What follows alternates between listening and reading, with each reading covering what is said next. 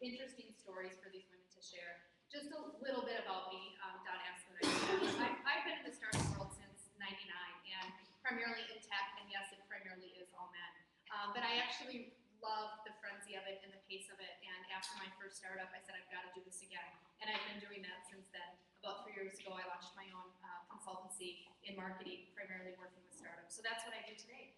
And I became a member at that time, and that's what got me involved in COCO. And I absolutely love the community and what they're doing here for Minneapolis and St. Paul, and all the networking and just great collaboration that's come out of it. So that's a little bit about me, but what I really want to tell you about are these three women who I'd love to introduce to you. So our first panelist is Mary Meehan. And if you're somebody that likes to be tapped into consumer culture and what's happening, then Mary is really somebody you need to know. She's been a leader in this space for over 20 years in consumer behavior analysis, and because of it has launched 2 companies. Her current venture is Panoramics Global, and that was co-founded in 2010, I believe. And that's an international consultancy working with businesses that are really, Mary's really helping them stay ahead of the curve in terms of the trends and the market shifts that are taking place. And those businesses are using those insights to inform strategic direction and really kind of avoiding those pitfalls in terms of what could be happening in the consumer culture. But back in 1992 is when she founded Iconoculture, and that was a market research company and advisory services organization. And that was founded back in the early 90s when people were doing some trend spotting, tracking what was going on, but what Mary did at Iconoculture is really establish the industry's first theoretical framework for translating those trends. And that's important because you really want to look at the why behind the what of what's happening, because that's what marketers really need to understand how to connect with their consumers and find out what values drive them. So at Iconoculture, she grew that business into a multi-million-dollar global organization with over 120 employees and ultimately sold the firm. And Mary's no stranger to the press. She's been on BBC and Washington Post and currently a contributor to Forbes, I believe. And she's also co-authored the book, The Future Ain't What It Used to Be. So, Mary, welcome. Thank you. Our next panelist is Zara Ujabri. And Zara is the co-founder of Modesty, which is the largest online retailer for fashionable and conservative women. And Zara discovered this unmet need in the marketplace for women who chose to dress conservatively, whether it be for professional, personal, or religious reasons, and realized there really weren't a lot of great opportunities out there unless you were extremely wealthy. And so one of the things she had noticed is that the fashion industry had said, sure, people want to dress modestly, so let's give them offerings which really turned out to be dull. So she co-founded Modesty and took it upon herself to really revolutionize how this underserved target market is actually being served. And in the process, she's gained a lot of attention for Modesty. Last year, she was awarded the 2013 Minnesota Cup second place for the company. And she was also invited to speak at the GEL conference, which I had not heard about until I read a little bit more about you. But it's a conference that looks for people who are customer experience innovators, people who have maybe not yet been noticed by the mainstream. And it really is a place to showcase that type of thought and individual. So congratulations on that. She's also been recognized by Forbes as one of the hottest fashion startups. And beyond that, she has also founded 2 other businesses. She's founded a nonprofit here in the Twin Cities, which works with other community organizations to serve the Twin Cities Muslim community. And she's also a lawyer. So, like, what more do you do? She's got a law firm, and it was the first of its kind to really specialize in Islamic wills and estate planning. So, great to have you on board, too.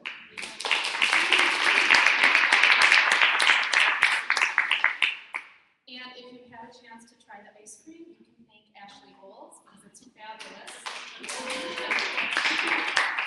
She is the founder and chef behind Sweet Science Ice Cream. And if you saw some of the materials over there, the flavors are pear Riesling, like cinnamon, almond, rhubarb, vegan roasted banana. It's just unbelievable. But it really started out simply for Ashley. She started off in her kitchen making crazy good ice cream for her friends. And they said, you know what, we love what you're doing. You should do more of this. And so in 2012, she got herself some space in a commercial kitchen and started, thankfully, making ice cream for more of us. And she continues to do that today. It can be found at Verdant Tea House in Minneapolis, and I'm hoping soon enough in stores near all of us. But you can look at ice cream and go, oh, what a fun business, and that's neat. But she takes it very seriously. All of the ingredients are handmade, locally sourced, and organic, and just a real true testament to what she's created. And in fact, City Pages just awarded you the best ice cream for 2014. So, and Ashley is a serial entrepreneur as well. She also has another business that specializes in organization and cleaning for residences. So anyway, I just am so thrilled to have all three of them here tonight, and I know they've got some great stories to share with them.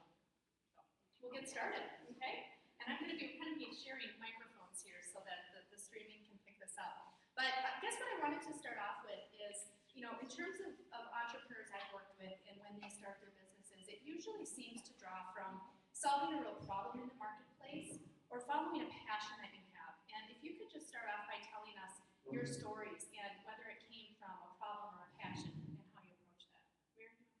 Sure. Thank you, Lori. I had a combination of all of those things. And I grew up at Dayton's. I spent 10 years at Dayton's back when I was Dayton's, for those of you that remember Dayton's. And I knew that there were lots of resources for color trends and fashion trends, but there were no resources for social and cultural trends. Now, mind you, this was 1992. And so I had this idea of starting a newsletter. That's what happened then. We had printed things on paper, and you put stamps on things, and you mailed them around. And really, in today's language, though, we developed a content strategy, and that's what it became. It was a way for us to market who we were. The newsletter business was a really dumb idea, except that it was a content strategy. We just didn't know it at the time. But we became consultants and had developed this approach to understanding who the consumer is in a way that helped our clients develop more acute and relevant products and positioning and advertising. And so it was this combination of seeing a need, but also having a passion for always being curious about who we are and why we do what we do. And a little bit of experience in business, so we knew what we were doing.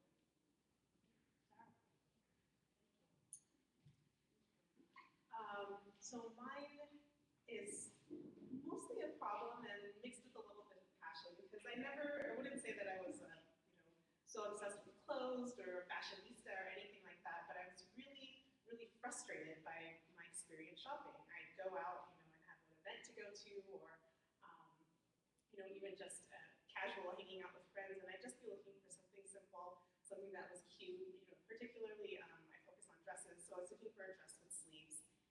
Everywhere I looked, it would be sleeveless, or if it had sleeves, it would be backless or sheer or how it cut out. And I just became increasingly frustrated as the years went on with why the entire fashion industry or every store in the mall was catering to the same girl.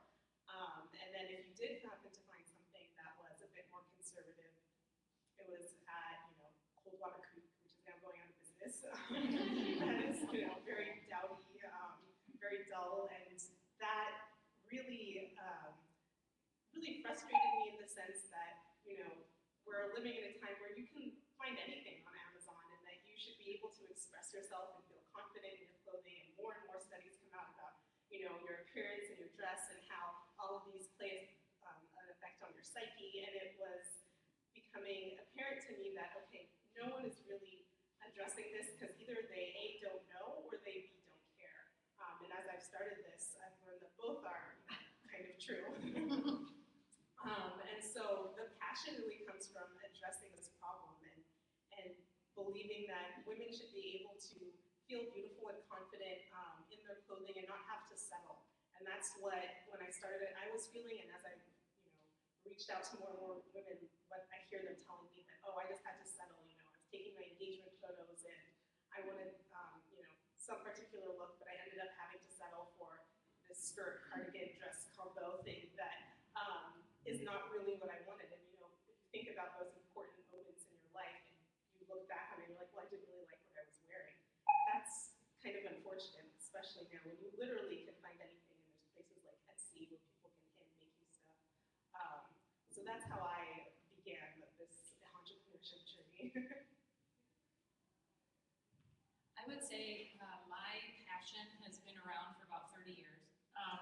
For me, I discovered ice cream very early on, but I didn't realize it was like this passion that could actually be a profession until maybe 5 years ago. I opened a restaurant in South St. Paul in 2006, and after that, I went and worked with a man doing bean-to-bar chocolate manufacturing in basically a studio apartment-sized little room, and I was his first employee. It was Rogue Chocolatier. And the way this guy was passionate about chocolate was so inspiring. But me, I'm weird. I don't care about chocolate. I don't. I could take it or leave it. It's not really my thing. But this passion, this guy had it figured out. He would spend long hours, and he was brilliant, and it was just in his veins. And so I had to say to myself, like, what is my chocolate? Because this guy's got it figured out. And so one day, sort of like the clouds opened up, and I was like, well, of course it's ice cream. I'll take it over anything. I'll take it, take it over anything. And so about 5 years ago or so, I noticed that there was a problem and that there was a need for it. And there was a niche of the market that wasn't met. There wasn't anything that was all natural. There wasn't anything that was all handmade. All of our stuff is handmade from start to finish.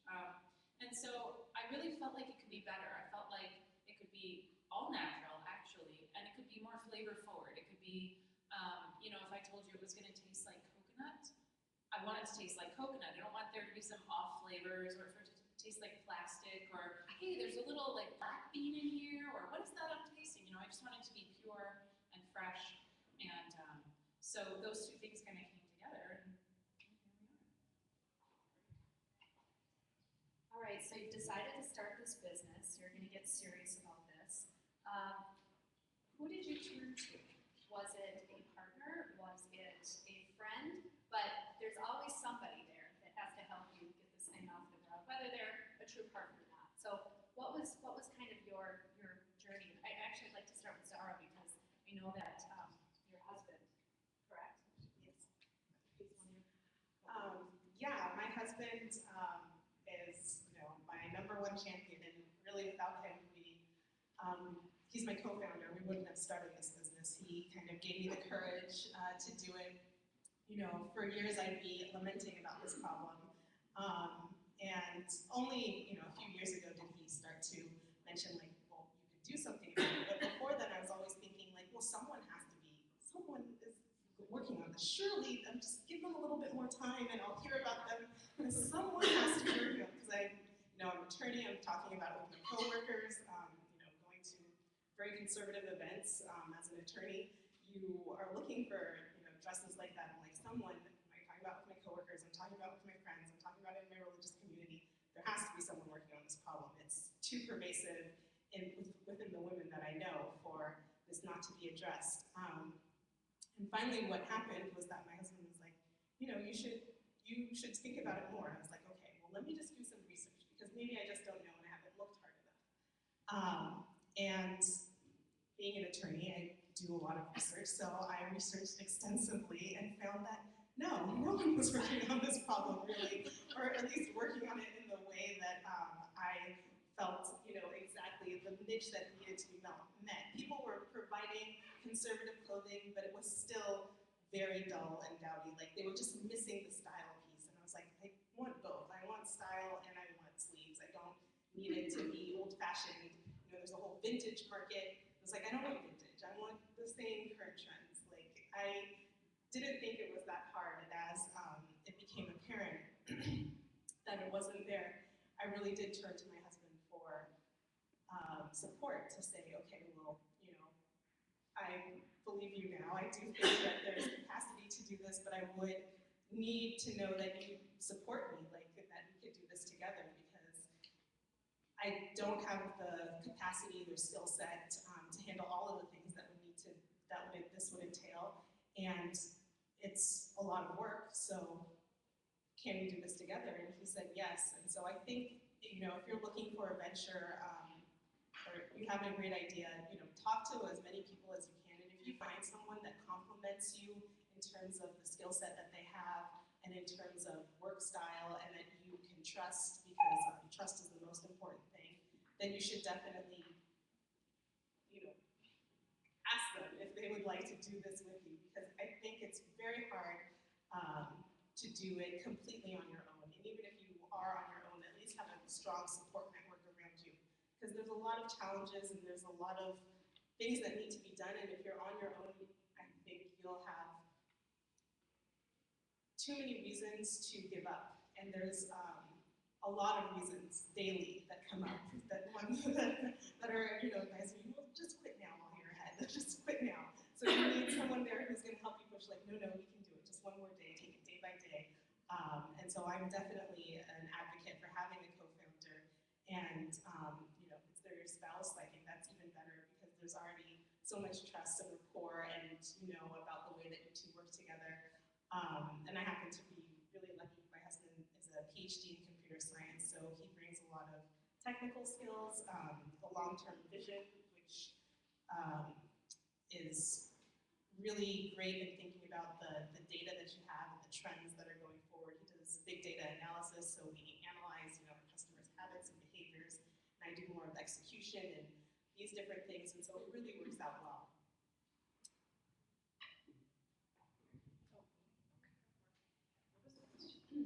Partners, Yes. okay. Why do you show somebody? Well, all right, I was really lucky, I guess, because I called my friend Vicki Abramson and said, hey, you want to do this thing?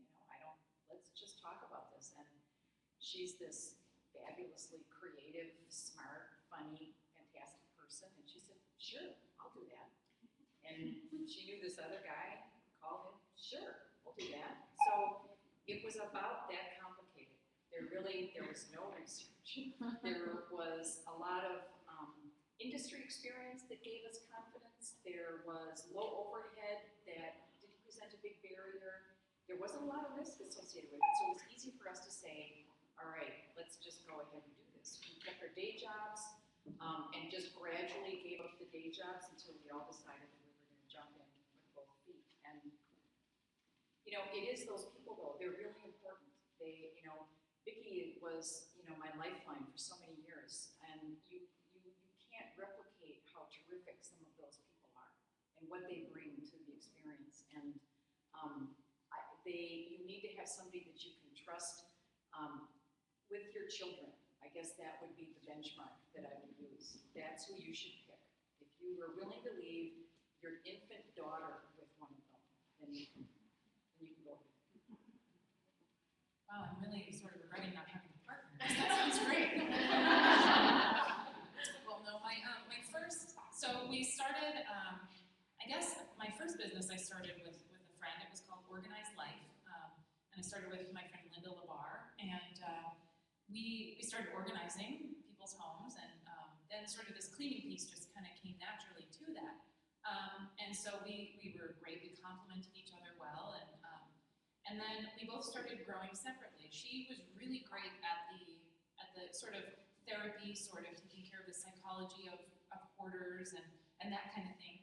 And so she went off to become a therapist, which she is now, and she's great. And I was great at like the systems and the hows and the whys, and so I sort of took over and started just doing all the cleaning. And so that was my first foray into business, sort of without a net, but again, there was low overhead, there was little risk. And I learned a lot also from starting a restaurant with two other people. One did the front of the house, I did all the food in the back of the house, and there was one finance person. And so the only risk for me at that point was time. And so I was all in, and I sort of just kind of figured it out as I went, and I guess this is my best guess, and it sort of worked out that way. But so outside of that, because that wasn't so fulfilling, the restaurant scenario, with two other people, I kept feeling like I had good business sense, and we would take 2 or 3 good steps forward, and then they would do something, and we would move backward, and so the momentum just wasn't there to propel us forward. And so I felt like if I was going to do something again, I would like to have that control, and I would like to be able to, lead my brand and position my brand how I wanted it, and have these ideas and make them real. So I am tired, and and there are many moments where I would wish that I had a partner or someone else to kind of help out with that kind of stuff. But at the end of the day, I'm also really happy that, you know, I get to call it my own, and that I get to make the final decision on things that are critical or large or small or anything like that. So All great insights, thank you. So you've decided that you found your partner or not, and you're decided you're gonna grow this business. Obviously, there's a lot of great resources here in the local community in Minnesota and the nation at large, but can you talk to some of the resources that have been really helpful for you as you've established your business here in the Twin Cities that other entrepreneurs can learn from? Ashley, you wanna start? when I was thinking about starting another food business, I still at the time didn't know what it was, and I was encouraged to take a class. Concurrently, I was also taking an entrepreneurship and business coursework at Metro State, but I was encouraged to take a micro-entrepreneurship class through Neighborhood Development Center. And they basically, it's I think now an 11-week course, and you really go from, okay, how much do you need to make a month? And they really teach you, if you don't know anything about business, how to run a business and what you need to know, and they give you pro bono legal help and all sorts of things. So it's a really great network to be tied into. They offer entrepreneurial consultants, and so taking that concurrently with my university coursework was really profound, in that it drove certain points home. Like, this is really important. If they're both talking about this, this is really important. And they sort of helped me flesh out the idea of, like, hey, no, it should be ice cream. It shouldn't be a food truck, because I don't want to have all that overhead, and I don't want to spend my life on a truck. What else can I do? And so there was, they are and have been, and will continue to be invaluable. What was the name again? Neighborhood Development Center in DC. What's the question? I'm sorry. Just can't remember. Like the local resources. Oh, Wait, like where you've gone and who you've learned from. That's so important. Well, I found that the people that we needed, of course, were those people that, or the resources that we needed were those, the skills that we lacked. And I went to people that were highly trusted. And these are not money people. And my advice always is, don't confuse the money people with the people that you trust. Those advisors and the money people, very different. Big brick wall between the two. I don't know if you guys found the same thing, but that's my rule of thumb.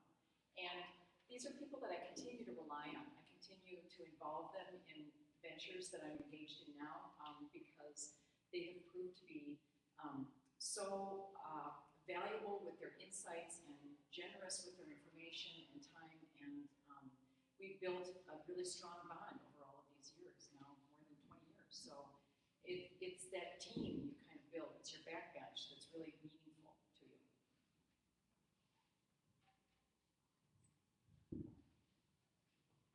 Local resources, it can be challenging if you're looking for something specific. And so I would say that, the world is more connected now. So don't necessarily limit yourself locally, and go online and make connections.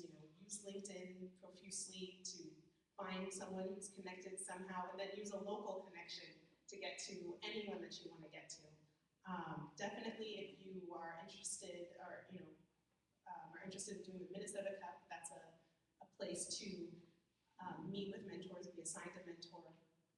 And Mary was actually one of my mentors, so it's a great resource in that avenue. There's business schools, there's a lot of different development centers within the Twin Cities. But I would really say that if you think that there's someone out there doing something similar to what you're doing, or has the same trajectory you see yourself going, get to that person. Don't feel that you can't get to them.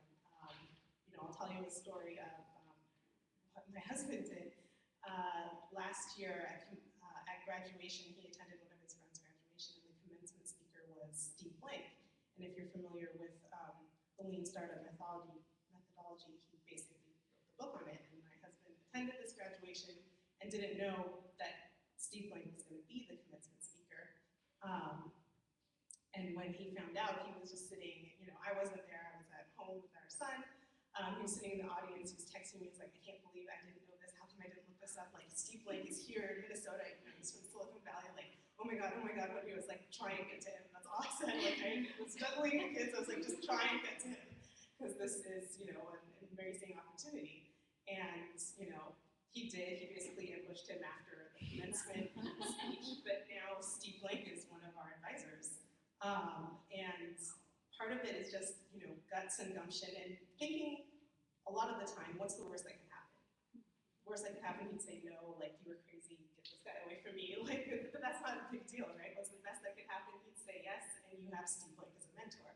So, really reach out and see who it is that you're trying to emulate or that inspires you, and see however close you can get to them, and don't be fearful of that rejection, because you need to face that rejection early on, and it's better to start and build your rejection tolerance early, because you're going to face that more as you go on throughout your business. And so don't get comfortable thinking, okay, well, I'll just go to this local person here or this small shop owner here because I won't be able to, get to the CEO of this or the person that, like, reach for who you think will be valuable and helpful to you. And think about what it is that you want to ask them and what it is that you would need for them too. Because just that thought process, that thought exercise helps you really evaluate if you really do need that person or if you're just kind of looking for a pat on the back.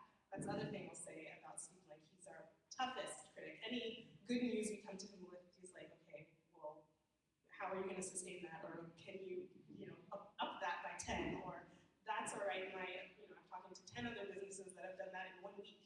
You guys took, whatever, how many months to do this? So he's very harsh on us, and that's what we need. And that's what a good advisor will do for you, and a good mentor will do for you. They'll be there to let you know that this is a long road, it's tough, and you can keep going, but don't settle, and don't over-glorify the small wins, right? You need to celebrate those small wins, but recognize that it's a small win, and what am I going to do to get my next small win, so that eventually, you'll have the success that you're looking for.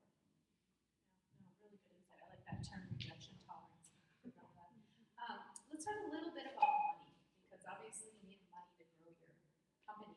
And there's lots of different discussions. When do you decide to take money? Who do you decide to take money from? But so I guess I'd like to hear, maybe in terms of where you're at in your path now, what is the next step for you in terms of growing your business, or if you have any reflections on, past experiences as well around this topic.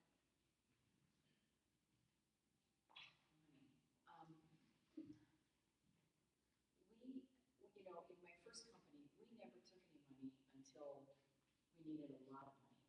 And my advice always is around that before you take on lots of money, you need to make sure that you really need it. And so you need to do your research, you need to have thought through exactly how you're going to use it, why you're going to use it, who you're getting it from, and why you want to get it from where you're getting it from. All of those things matter. And the more homework you can do on that, the better. Because you're going to pay for it. I mean, there are strings attached to all the money that you get, no matter where it's from. And your business has got to sustain the ability to pay it back or somehow earn it out. And that's the biggest challenge. And it can be so stressful if you sort of stumble along the way. I don't know if that was actually a question, but that's my answer. Yeah, it's a big deal. And don't confuse the money people with the advisors. That's the other. Don't ever do that. Super cool. Yeah, it's a brick wall. We have not yet raised money.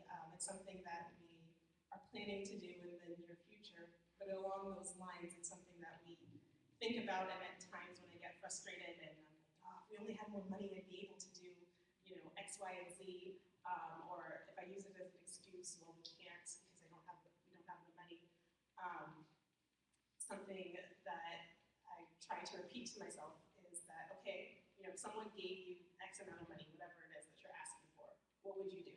If you got this money in your bank account tomorrow, what are you going to do? What's your plan?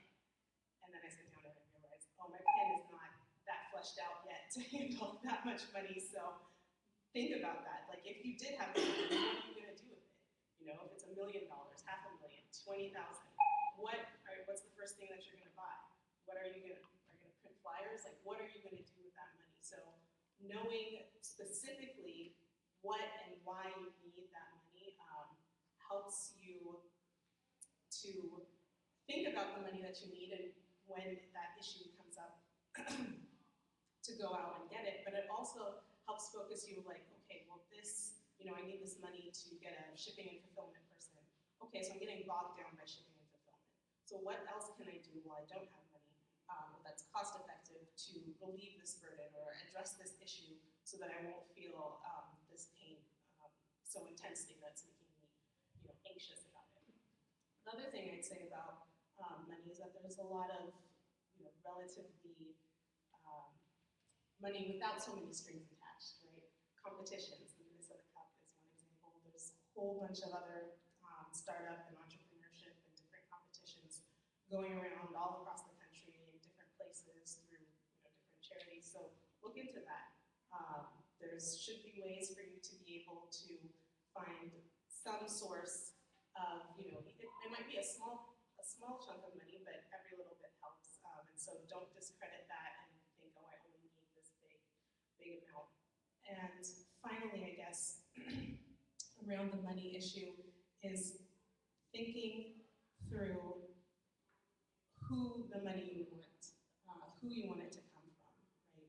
Because you might be lucky and get approached by people with offers to give you, you know, to be an investor or to do this and that, and not just jumping at every opportunity, but really considering, okay, well, what is their expectations of me for this money?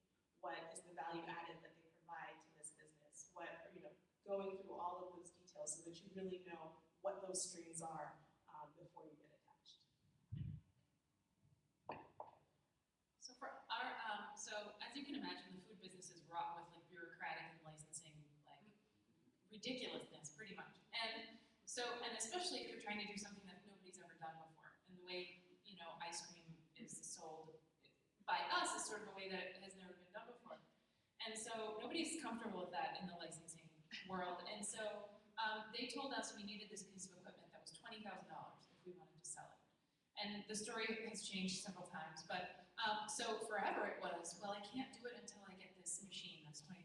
Well, then we started gaining more traction, and then people would come out of the woodwork, well, I'll just buy you that machine. And it was sort of like, well, okay, thank you for the vote of confidence that that's all I need to succeed and whatever, but it was always sort of, well, I wouldn't take your money, and I wouldn't trust you with my child either.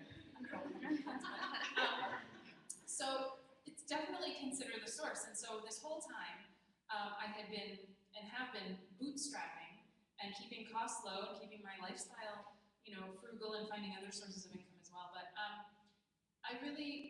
it was the same piece that told me that, hey, go into business for yourself and do a business model that you can do yourself instead of going and getting a food truck and doing ice cream on a food truck and having all this capital and overhead and employees and insurance. And I wanted to start a business that could be sustained by me. So I decided we were going to have these tasting events once a month. I would build up my stock of ice cream, and once a month people from all over, hopefully, will come and try the ice cream, and once they try it, hopefully they'll just love it and buy it. And it was actually really fun to see when people I didn't know started coming to the tastings, and it's like, where are these people hearing about this? This is amazing. And so just started growing from there. And so I still haven't gotten to the point where I need to take a large sum of money or ask for a large sum of money, but we're starting to get into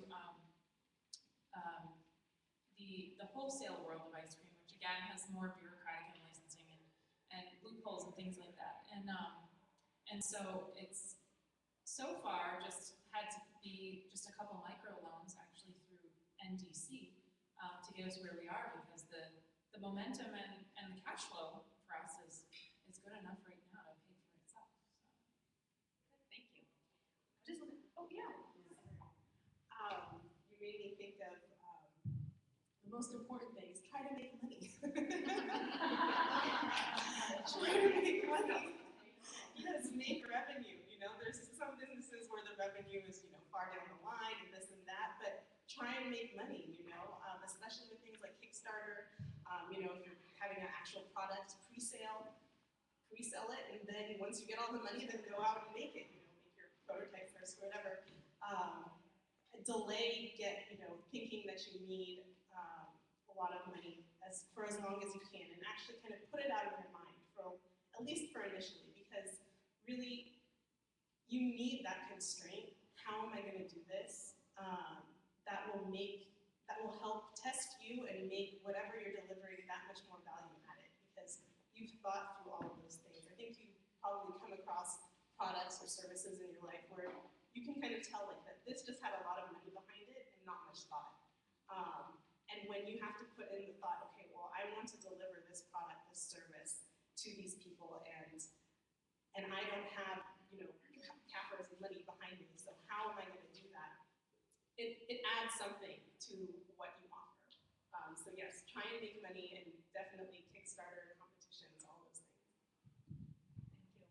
So when you started to develop your product or your service, and you had a particular customer in mind, hopefully, as the business progressed or has progressed, have you found that, yes, I am in fact serving the market I set out to serve, or have you seen that change along the way, or had any surprises that made you go, there's a new product idea, or boy, I didn't consider that target market in the first place?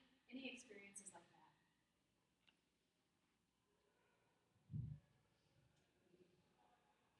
No, go ahead. No, my exact target market, people who love ice cream still. So, and I guess more specifically, our flavors are not necessarily driven for a children's palate. And so I set out to make sort of a foodie ice cream, and an ice cream that people would appreciate, local and organic and handmade from scratch. And so I think, especially locally, there's enough traction in that demographic that people really seem to be getting behind it. So really, our demographic hasn't changed at all. When we first started Iconic Culture, we had this idea of who our audience would be, and we did it, we nailed it, in fact. But then we began to realize there was this whole audience that we were missing, and it was because they didn't believe what we were doing. They didn't believe the validity of the information. And so we had to continually address their concerns in a way that satisfied their need for verification, validation, defensibility. And it was really a challenge. And with qualitative research, and then we were on the way fuzzy side of qual. And now it's a lot with technology becoming more available, more techniques. It's been easier to add more quantitative seeming techniques into what Iconic Culture offered, and certainly now what I do. So it's easier to satisfy that audience, but it really was a big challenge initially. And we also had to continue to grow the business as technology changed. It's when we decided to develop and expand the business into this online database of trends. That was the big move for us, and that's when we had to take on money as well. But that, so there is that challenge at that moment too, that you're seeing movement in your industry, as well as external forces that are creating the need for you to reevaluate the direction that your business is going in. And we were paying attention to all of that just because of the work that we do, and decided that we had to try and take advantage of what was happening in technology and where we thought research would go. And so that was really what led us to develop and expand the business. But it's I think back on it and I think, well, we could have just stayed consultants all the time and never taken on any money. We had a great business, great consulting business, and we decided to do this maybe dumb thing and, really risk almost everything on it. And,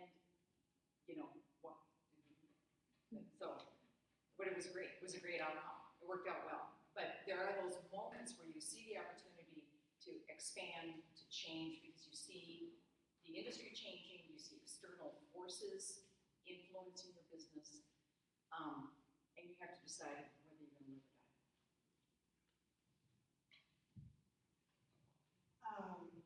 So the question of our customer for us is a little bit about positioning.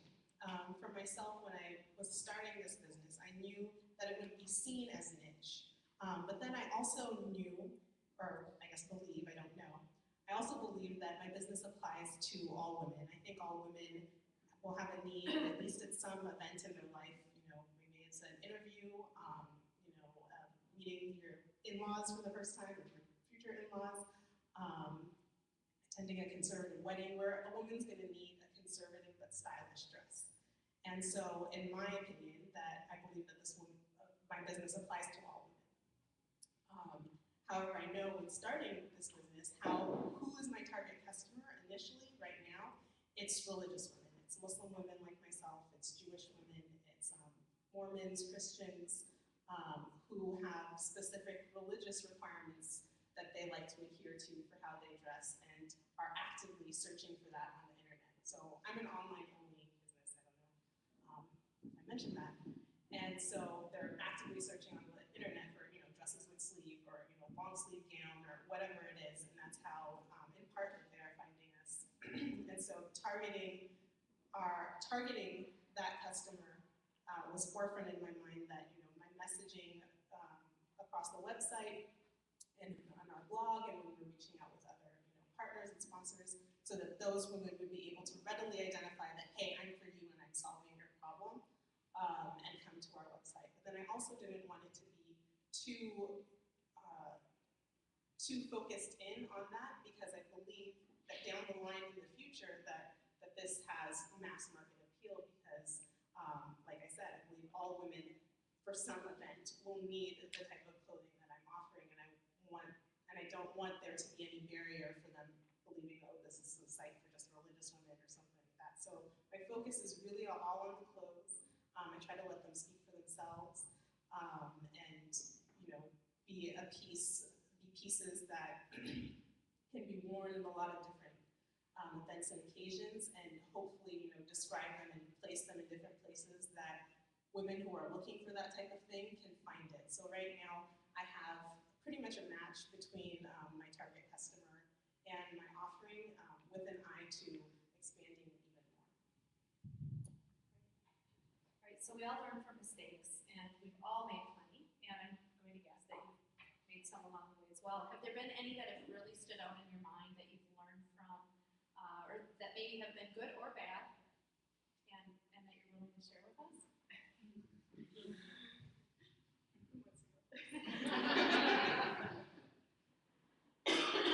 No mistakes. We're walking through. Yeah. It's a hard one to answer. I've got like a list like this long of stuff I would have done differently, but you can't really think about it a whole lot, so I haven't really analyzed it all that much. But I will say, what I tell a lot of people is that hang on to everything as long as you can. Don't take the money, because there's strings attached to it, and it's for as long as you can. Make sure that you have researched that question like we just talked about. Zara mentioned it as well. Make sure that you understand that you really, really, really, really need the money before you take the money. Keep as much control as you can, because once you take money, everything changes. Everything changes. And you can't go back. There's no undoing that. Well, I suppose you can undo it, but you have to be hard to do. So that would be mine.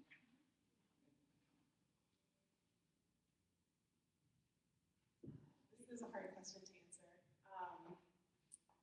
I'm trying to think of a mistake that stands out, but I'm thinking of like a lot of little mistakes, and those kind of eat at you a little bit, because every day, I made this one mistake, and now I made this other mistake. Obviously I'm shipping out, orders to customers, and sometimes we have products that are listed on the website, but then they're not actually in stock, so then I have to tell the customer, I'm sorry, you ordered it, but actually we don't have it, or they got sent the wrong size, and things like that. Those are mistakes, and they hurt the business. They make you look bad, and so trying to manage both the short-term and the long-term thinking. In the short term, you're like, okay, what systems can I put in place so that this doesn't happen again? And I need to be professional. I don't want to have all these errors. And then also thinking in the long term of, okay, you know, we're a fairly new company, it's pretty much just me.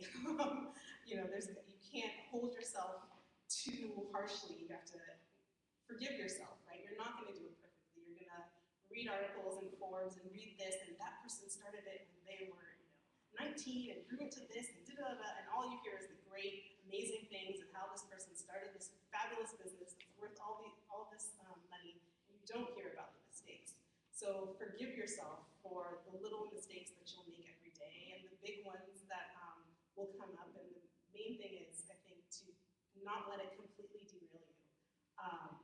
My husband and I like to tell each other, don't get too high, don't get too low, right? So like something good is happening and you've got some, once someone ordered over $2,000, like 13 dresses, and we're like, oh my God, this is amazing. But like keep it in check, right? Don't get too high, don't get too low, because either extreme can get you to be clumsy or lazy or slack off, and you don't want that. You want to kind of just stay level-headed and keep chugging, the little engine that could, and just keep going. Yeah, much like these ladies, you're going to make mistakes, and I feel like they don't tell you that when you're an entrepreneur, your enthusiasm and your zest for the business will do this, and they don't tell you. But I guess the only mistake that I would caution you is that when you're down here, don't quit, because there's so many times, especially when you're doing this by yourself, you're like, this is too much. I'm just going to give up.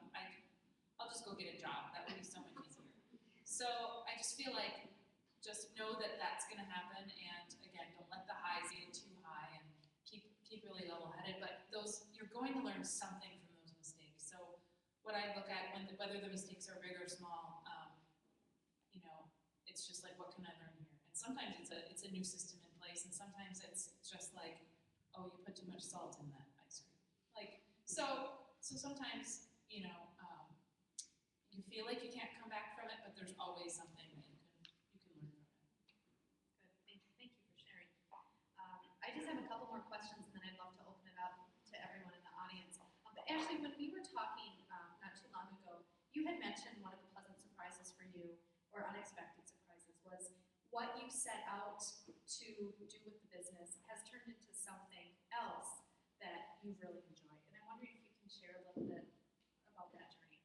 Yeah, when I set out to make ice cream, it was because I had this passion for ice cream, and there was this need in the market I felt, and so I was just making ice cream because that's what I did and that's what I loved. But this whole other thing that is now my favorite part of what I do was so surprising to me, and it's creating this product that is joyous, it's not malicious, it's innocent, it's happiness like in a pint, and creating a product that can bring people together to share a joyous shared experience with it is like, and the community that surrounds it is like my favorite thing.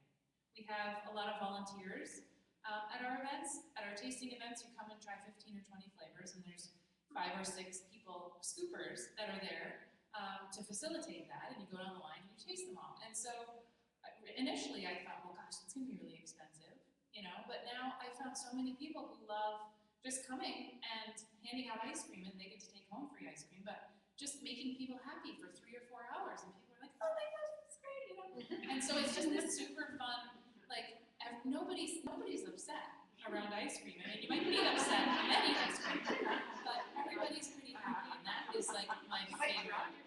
Is my favorite thing. I love that story. I think that's great. And just in terms of how you're building community today, and how that's been a really pleasant surprise for you. So I just want to close with a favorite quote of mine regarding entrepreneurship, and then ask for final comments from each of you. But I'm a big fan of Brené Brown. I don't know if anybody else here is, but she's a PhD researcher around shame and vulnerability. And there's a book that she's written called Daring Greatly, and it talks a lot about how we just need to show up in our lives as parents, as business people, as educators, and dare greatly. So anyway, what she has to say is this: by definition, entrepreneurship is vulnerable. It's all about the ability to handle and manage uncertainty. People are constantly changing, budgets change, boards change, and competition means you have to stay nimble and innovative. You have to create vision and live up to that vision. And there is no vision without vulnerability.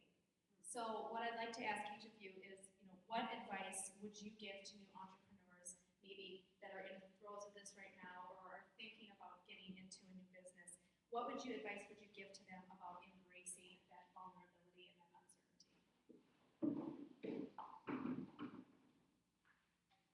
Well, first I would say it's not for everyone. It's really not for the faint of heart. And it's brutal. It's a brutal business. And I wouldn't have it any other way. But I would tell everybody, along with all the money stuff and all the trust somebody with your child stuff, I would say that if you're a skier, you'll know this term, you've got to keep your knees bent. If you can't do that, then you should not go down this path.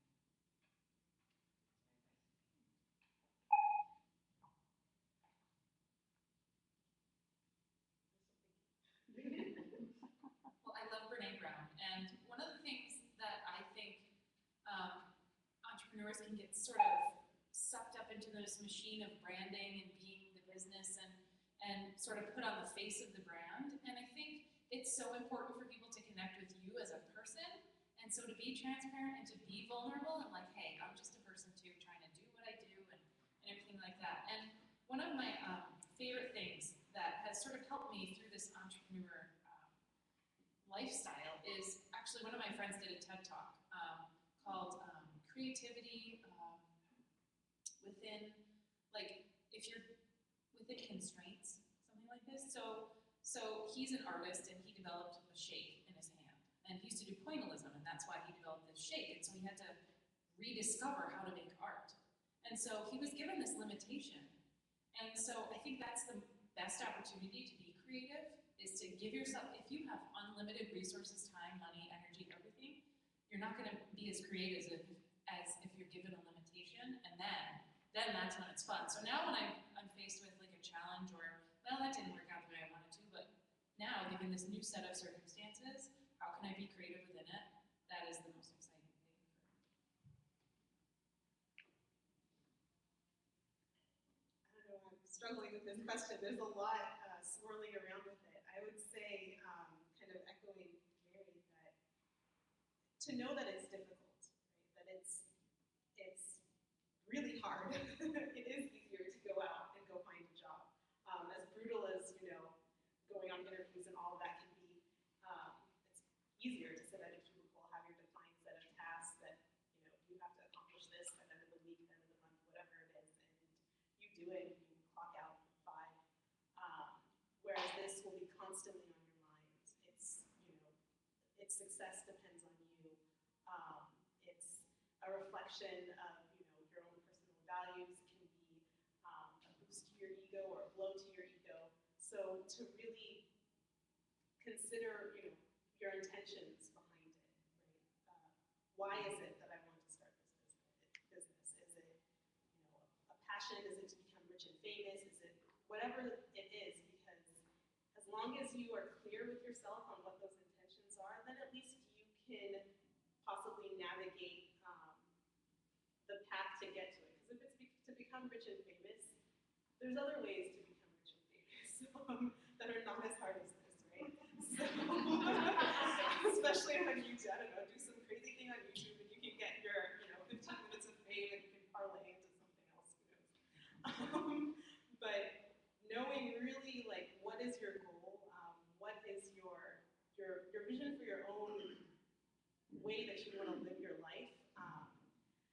And how you want to mark that you want to leave on your community or for your family. I think that's probably the best reflection and the best thing you can do for yourself. Being vulnerable for yourself, right? Because we can all tell ourselves, oh, I want to do this because I want to help, this person or that, or there's this great need, or, there's a chance that I would get acquired by this great company and it's a perfect fit, and all of these different things that you can rationalize about it. But if you can really sit back and reflect on what your own personal intention is for it, and be vulnerable with yourself, it'll help you as you set out each day to do this hard work, and it'll help you stay focused on reaching that vision that you have for yourself. All right, well, thank you. And again, I'd just like to open it up for questions. So So you each mentioned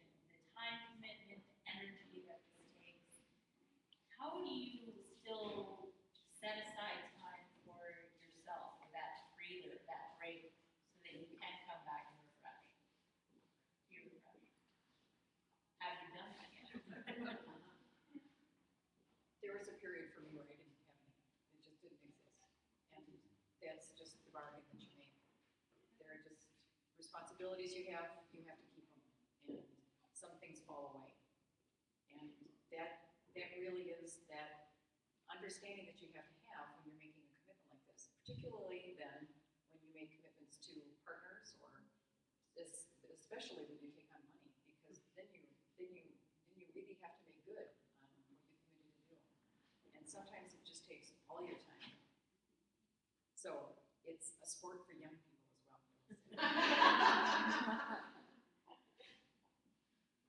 Yeah, in 2013, for about 6 months, there were not enough hours in the day.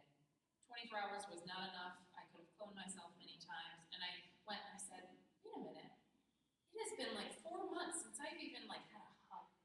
That's sad. I'm going to change that. And so, for me, like not to get all sad, that was really sad, but I just develop and figure out there's little pockets of me time throughout the day, because the brain doesn't shut off. You take it home with you, you live it, it's your life. But I find pockets of time where I can have coffee with a friend, or I can have lunch, with a mentor, or I can, rejuvenate myself with, I don't know, meditation or whatever it is. I just find those pockets to keep it sustainable. Yeah, I would definitely say that you have to force yourself sometimes to, okay, just stop. Like, that's enough for today. Like, you have to sleep, or you need to go eat, or whatever it is. And there's also times where you hit that mark of like, okay, well, I need to think about this. If I'm building a company, right? What is the values that I want to have in this company? Right? We hear about Silicon Valley and tech startups, and it's a bunch of young guys coding all night. Is that the culture, especially as women? Is that the culture that you would want? I'm a mother, I have 2 young kids. Like, it's just not the culture that I want. So, whatever gets done for today, I have this mantra: whatever gets done for today is what was supposed to get done for today, right? Even though there was 50 other things that were supposed to happen, apparently they weren't meant for today. So you have to kind of make that conscious decision of, this is how I'm going to manage my time and allocate some time not for work, and be protective of that time. And then thinking forward, I have an intern, but I don't have any employees yet. I wouldn't want someone to be worried or fearful of coming into, oh, they're going to want me to be on the phone all the time. Like, I'm going to be sending them texts at 1 a.m., like, do this, do that. Like, no, I don't want that culture. So if you wouldn't want that for someone who would be your employee, don't have that be what you're doing to yourself. Because after you get into that habit, it'll be hard for you to break, and people will recognize that and won't want to work in that environment. So initially, force yourself, because there'll be a million things that you need to do. There's always something that's so urgent. Everything's a priority. And you really just have to be harsh and pragmatic and say, okay, this is not realistic. What is realistic? Or figure out some ways to get help where you can. So a lot of people will call me confident, but I don't think that I'm confident. I think I'm assertive, and they're different, right? So one's kind of a superficial, the way that you present yourself. The other is kind of more of an inborn thing. And I think it takes confidence to really be vulnerable. And so my question to you is, did you know you were confident, or did you learn that you were confident, or did you have somebody help you learn how to be confident as part of your journey? And and if you did have somebody help you, what was the process? For me, that is just totally fake it till you make it. Yeah, I think that is really, I think especially I've read a lot of stuff about women recently, and I don't know if you've read Sheryl Sandberg's book, Lean In, but women do tend to be harsh on themselves. She says in the book, and I tend to agree with it. And we tend to judge ourselves extremely harshly, and I think it affects our confidence. And so I really believe in that mantra of fake it till you make it, because if you were to allow your own true level of confidence to shine think it would be much lower than what you would need in certain situations, right? And so, presenting on your business or just talking to it about friends, you as an entrepreneur have to inspire confidence, right? To get people to believe in your product, want to buy your product, want to work with you for your product. And so even if you don't have it right now, even if the product's not exactly the best thing, I just wish it was a little bit better, or it had this, or it had that, you have to still inspire, say that with confidence, that this right now is, X, Y, and Z, it does such and such and such. In the future, we plan to whatever, but you can't belittle what you have now, because then no one's going to wait for the in the future. We're going to have whatever. You have to have that showing of confidence from the beginning, and if you have to fake it, you have to fake it. I agree with that 100%. I didn't discover that I was confident or unconfident. I discovered that I was strong, which was something that I didn't know that I was. I guess, as a child, I didn't have like a lot of women who were doing amazing things until I joined in my late 20s. I joined a group called Rich Chicks, and these were all amazing, cool women doing really cool stuff. And I said, I want to be like that.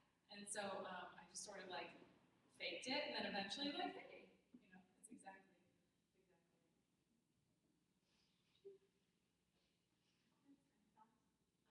I think that that's another reason to build that support group, because there are just so many reasons to feel not confident. There are so many reasons that you'll feel doubtful and regretful and I want to quit. And that's the reason for great partners. That's the reason to make sure that your family's behind you on it. Because if they're not, it'll be miserable. And to have that really strong support group of people that you trust and know and will help you see your way through those things. Sorry, I keep adding one more thing. But I recently read a really great quote, and it was,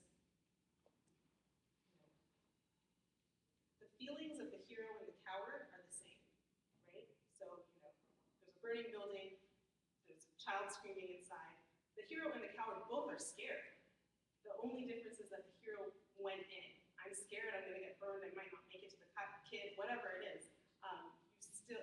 The only difference is what he did, right? So thinking about that your feelings are separate from what you do, right? So if you're feeling unconfident, if you're feeling like this isn't, it's separate from what you do and how you carry yourself, and keeping that line delineated that, okay, I'm really nervous about being on this panel or doing, but you can't let it say, no, I'm not gonna present, or no, I'm not gonna do this, or I don't wanna go there, because then it's affected your actions and it will affect your ability to do anything, right? So you can't let your feelings stop you from doing what you know you should do or what you are actually capable of doing, right? And then over time, you'll grow more comfortable in those things, right? Because it's also a mixture of being uncomfortable. And so you have to push yourself out of your comfort zones. I'm not a good public speaker, or I don't like to do X, Y, and Z. You have to just, okay, I have to do it. And slowly you'll become more comfortable and the feelings will, dissipate. I was just gonna say, you just segued into when you said fake it till you make it. There's an amazing TED Talk by Amy Cuddy, Cuddy, where she says fake it till you become it. And you didn't even know you used that word, and you just said exactly what she said. And it's this amazing story of what happened to her. And she's this famous psychologist right now, and it's fake it till you become it. And it's just slightly different than fake it till you make it, but it's exactly what you guys did. And I just thought it's such a powerful TED Talk that as women, we don't really pay But attention. what's so powerful about it is at one point she was told that she wasn't going to be this, that she would be this. And so the speech is around how she overcame being told, like, well, you're not going to be at the top. So she did until she made it. So Yeah. I think as women, we're told that sometimes that we can't be this, right? So that's what you said is perfect. piggyback on that, I just finished reading an article in the Atlantic by, and it's called, the cover's called Confidence Gap. And it's about women and men and the confidence gap. And women, for one statistic they cited was, women will not apply for a job unless they feel 100% they meet every criteria. Men, 60%. If they meet 60%, they're going to go for it. So, I mean, I'm hearing this, and even the first question, I don't think we would have seen that asked of a panel of men. Because as women, we're harder on ourselves, and we feel that we have to take care of all these things in our lives, where I think men, if it was a panel of men sitting up there, entrepreneurs, they have usually a spouse to take care of those things, and, you know, an assistant. So, I don't know if I have a question, but I just see that a lot of this is revolving around these issues. And as women, I think women entrepreneurs, to succeed, they just have to like almost ignore all that stuff. Ignore, you know, what they're bumping up against in the world as far as male entrepreneurs, and not that that's bad, but against what society has kind of built and what we have in our heads. And I wonder if you agree with that. You just kind of go, this is what I'm setting out to do, and this is what I'm going to do, and I'm not going to think about all that stuff, because this is who I am. Just piggybacking and launching into something related to that is just scrutiny in general. We've been talking, there's been this little thread about scrutiny either from men or just being at a disadvantage, I guess, in certain aspects. But I also think that we are our own worst critics, and even in office culture, you know, females don't always support each other. And I'm just curious, as far as running into scrutiny on your journey, if you've had more scrutiny from males or females, and how you've dealt with it and overcome it, I guess.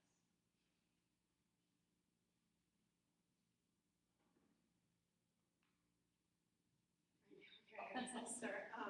You know, my business, it caters to females, so there's already that level of, I guess, I don't know, when you're talking to guys, like there's just a little bit of a barrier, right? Of women's clothing, it's already, you know, fashion seems superficial, all of those kind of general thoughts and feelings come up around the business that I'm in. And I think that's part of what we've all been saying of just, you know, like, don't take the money, do what you need to do. It's that you have to believe in yourself, right? And that confidence piece is kind of tied in, that you're going to need to give yourself like daily reminders and daily pep talks that, no, this is a good idea. Yes, I can do it. I know it's going to be hard, and, you know, anticipate that no one will help you, right? Don't set out thinking I'm going to have this vast team support network that's all around me. Plan for no one's helping you, it's just you. How are you going to do this? What is your plan? And then start executing. Make your list, do a little bit each day. And once you get to a certain number of days and a certain number of things you've done, you believe it more for yourself, right? You faked it till you believed it and you become it. And then as your list grows on, some other people will start to see that, oh, yeah, she is onto something, and she is actually doing it, and you'll get more champions that way too. So the scrutiny, you have to, you already said, you're our own worst, harshest critics. So if you can get over yourself and convince yourself, then you're like, you've got 50% of the world. Do we have time for one more question?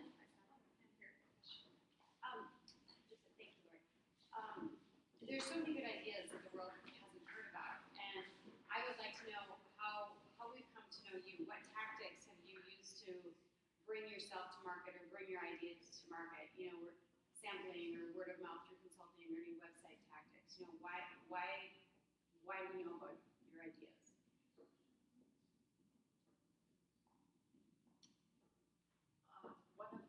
that works really well for me is that I like public speaking.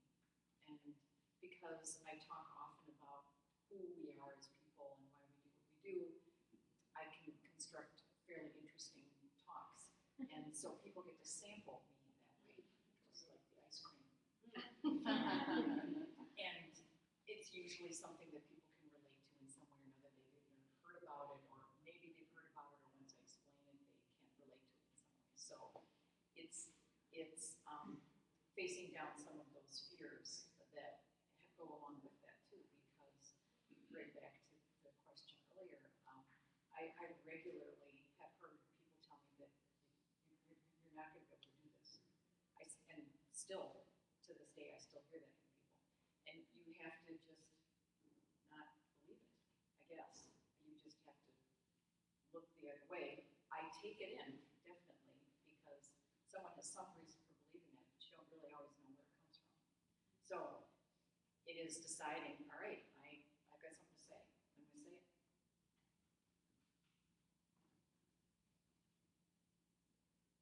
I was gonna say, toot your own horn. You have to tell people about what you do, reach out to reporters if it's an article idea. You're pitching it yourself, like, be your own PR machine. And I guess that's another thing that, we learn about as women, that we're not as apt to brag or boast about the things that we've done or this and that, but you have to get over that, right? You have to let people know, talk about it with your friends, talk about it with your family, and spread it on social media. Do it in a way that reflects your comfort level and your values. But you have to toot your own horn. No one's going to toot it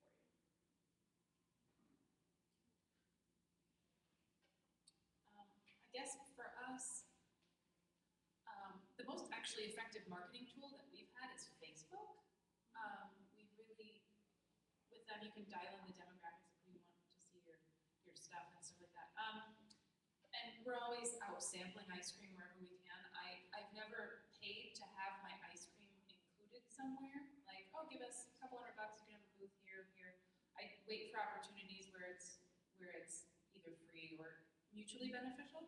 So we're at the Science Museum handing out samples. We're handing out samples everywhere we can, because hopefully once you taste it, like that's the hook to getting you to actually show up at either a tasting or a location, because that is the hardest part, is getting people to come back. And I guess I would say I just will not give up, whether it's ice cream or kind of anything else. And I mean, any innovator was told that they couldn't do it because nobody had done it like that. But change doesn't happen, new things don't happen.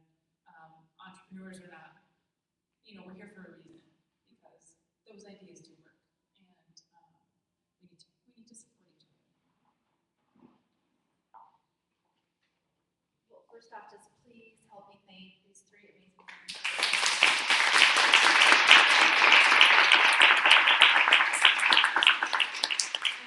Dawn left me, so I guess I have to wrap up. But a couple things, so please stick around for more food, more ice cream, have a drink. There's also some free Google swag over here. I think Dawn mentioned earlier, part of what we're doing with Unleashed is part of Google's 40 Forward series. And so there's some t-shirts there and some type of journal, I'm not really sure what it is, but take one, they're free. And I know that there is another Unleashed event on the calendar for June. I'm not exactly sure what the topic is yet, but be watching for that, be watching for the email.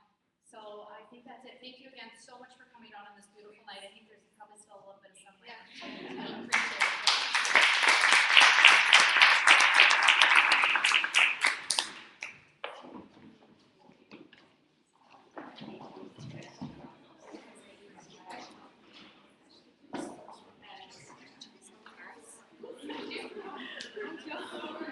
Great job. You were nervous. You did a great job. You did a great job. Thank you.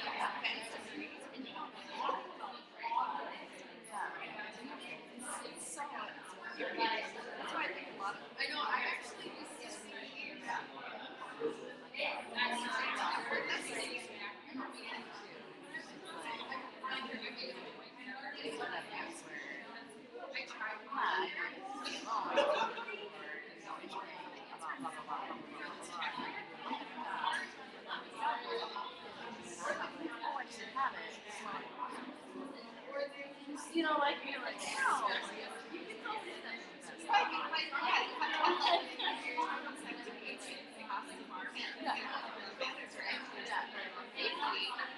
But that's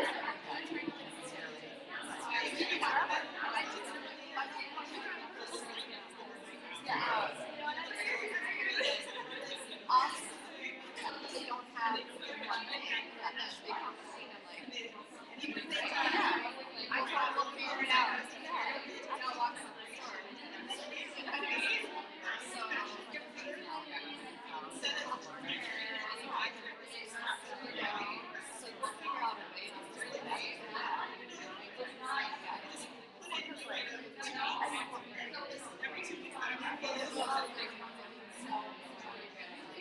This person